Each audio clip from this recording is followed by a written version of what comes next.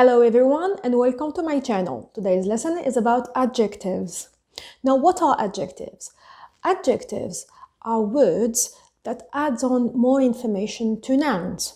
They usually come before the nouns, but they can actually come on their own. You need to know that adjectives in the English language do not take the plural form, or they are not declined according to the gender, masculine or feminine. So we don't say beautiful girls, but we just say beautiful girls. Girls is in the plural form. The adjective does not take any inflection. As I told you, adjectives can come before nouns, like this is a nice summer dress. Nice summer dress. Note that summer here is not an adjective, but it is acting as an adjective. Summer is a noun. So this is a nice first adjective, summer second adjective, which is a noun acting as an adjective, and dress. Dress is the noun, the head word. But sometimes adjectives can occur on their own, which means they can be placed without any noun after them. For example, Hillary Clinton is famous. Famous is an adjective, and it is placed without any noun after the adjective. Sometimes some adjectives can occur, that is to say, be used with certain verbs. For example, adjectives like ashamed, alive, asleep, okay? Those verbs usually come with verbs like seem, appear, or look. However, they can also occur with the verb to be, of course. For example, he's asleep, or he seems to be asleep, or he's afraid. He is afraid. He's afraid. But you can also say, he looks afraid. So this kind of adjectives usually come with these verbs. Most of the time, adjectives can be used with intensifiers. Intensifiers are words that add intensity to the adjectives. Words like very or considerably. Usually these are adverbs. So, some adjectives can occur with intensifiers.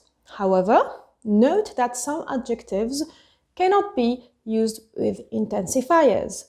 This kind of adjectives is called ungradable adjectives. Here is an example with an adjective and an intensifier. This tree is extremely old. This tree is extremely old. This problem is considerably difficult. This problem is considerably difficult. Compare it with an ungradable adjective. This problem is impossible. Note that you cannot say this problem is very impossible. Here is another example with an ungradable adjective. This painting is superb.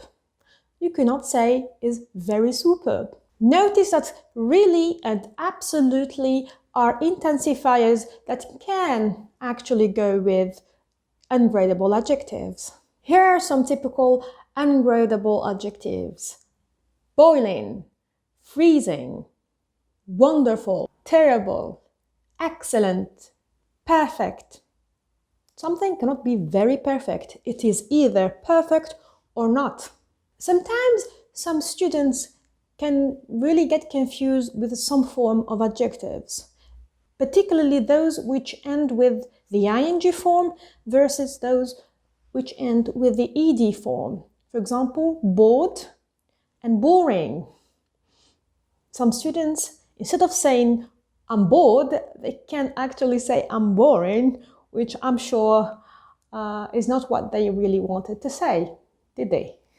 So here is my tip for you to know whether something needs to be described with the ed form or with the ing form. Now, if something is, when you insist on is, then in this case, you use the ing form. For example, this film was really frightening. Frightening. Frightening. This adjective means something that makes you really afraid. Now, if you're talking about feelings or how something makes you feel, then you use the ed form. If something makes you feel in a certain way, in this sense, use ed. For example, I really felt frightened while I was watching the film. I really felt frightened. Frightened. Frighten is the verb, and if you add the ed, then it becomes frightened. Frightened. I really felt frightened watching that film yesterday, for example. I was surprised to see him come into my birthday party. I was surprised seeing him come into my birthday party. Surprise here describes how his presence made me feel. So it's about the feeling. Now that we have talked about adjectives ending with ed versus ing and talked about gradable, non-gradable adjectives, let's talk about something that most students learning English get confused.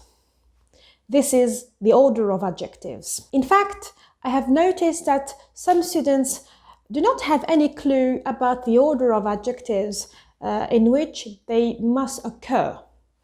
When I talk about the order of adjectives here, I mean which adjective should come first. Remember that adjectives can be sorted in different categories.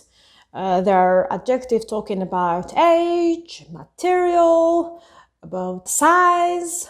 So this kind of adjectives, when they come together, needs to be ordered in a certain way. So the first kind of adjective should be opinion. Now, when I say opinion, it could be your point of view about something. So here's a list that will help you better order your adjectives. The first one is opinion. Opinion is about your point of view regarding something you are describing, whether you think that something to be fascinating, surprising, ugly, nasty, etc. The second type is size. Colossal, tiny, medium-sized, huge, etc. The third category is age. Young, old, new, middle-aged, you name it. The fourth type of adjective is about shape. Square, cubic, spheric, you name it. The fifth category could be about temperature. Hot, cold, warm, cool, freezing, etc. The sixth one is about colors. Red, blue, green, whatever color you like. The seventh category is about origins. Spanish, French, Indian, South African. The eighth category is about material. Leather, iron, gold, fabric, etc. And finally, the actual noun that you are describing. So here's an example for you. A famous old stadium. Famous old stadium. Just two adjectives. Well, sometimes some students might think that the more adjectives you use, the better. However, if you're using more than 3 adjectives in a row, this might be a little heavy and should be avoided. Are you still confused about ed, ing adjectives? Here's some practice for you. I'll read both of the options and it's up to you to decide which adjective is the correct one.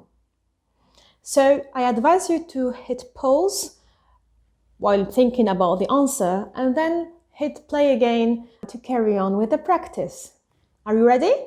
There are some students who feel depressing by studying. The right answer is, of course, depressed. It's about the feeling the students have about studying. Especially subjects they find confusing. The right answer is confusing. We are talking about the subjects, not how the subjects make students feel. The amount of work could be overwhelmed, overwhelming. The answer is overwhelming. It is about how the amount of work they have to do make them feel. And they probably feel embarrassing to admit they need help. The right answer is embarrassed. They simply become more and more worried, worrying. The right answer is, of course, worried. Maybe they don't find their courses to be interested. The right answer is interesting. So this is it for my very first video. I hope you enjoyed the content.